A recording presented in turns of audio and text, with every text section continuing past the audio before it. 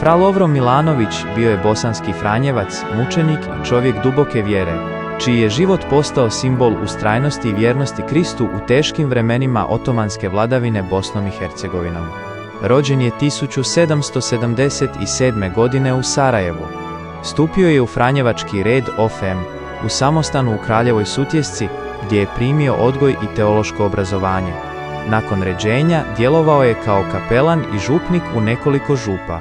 Ostao je zapamćen kao iznimno predan pastir koji je neumorno obilazio vjernike, tješio potlačene i čuvao katoličku vjeru. Dana 3. veljače 1807. godine, dok je išao ispovijediti bolesnika u selu Turić, blizu Gradačca, presreo ga je Mujo Hasanović, nećak turičkog bega. Fra Lovro je ubijen nožem handžarom samo zato što je bio katolički svećenik i što se odbio skloniti s puta. Pokopan je na groblju u Turiću.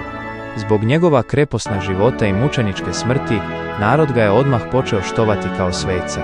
Na njegovu se grobu vjernici već stoljećima okupljaju moleći za zagovor, a zabilježena su i brojna uslišanja.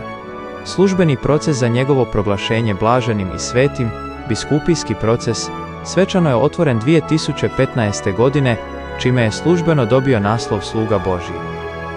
Molitva za zagovor sluge Božjega Lovre Milanovića. Gospodine Bože, Oče nebeski, Ti si u teškim vremenima darovao svome narodu slugu Lovru Milanovića, koji je kao vjerni sin Svete Crkve i franjevačkog reda ljubio Tebe iznad svega, a bližnjega do darivanja vlastitog života. Molimo Te, proslavi svoga slugu Lovru čašću oltara, kako bi nam njegov primjer mučeništva i vjernosti bio poticaj u očuvanju kršćanske vjere i ljubavi prema crkvi. Po njegovu zagovoru, udjeli mi milost za koju Te postojano molim, ovdje skrušeno navedite svoju osobnu nakanu. Neka naša vjera bude čvrsta, nada nepokolebljiva, a ljubav prema svakom čovjeku djelotvorna, po Kristu Gospodinu našemu. Amen. Na kraju molitve preporučuje se izmoliti: Oče naš, zdravo Marijo i slava Otcu.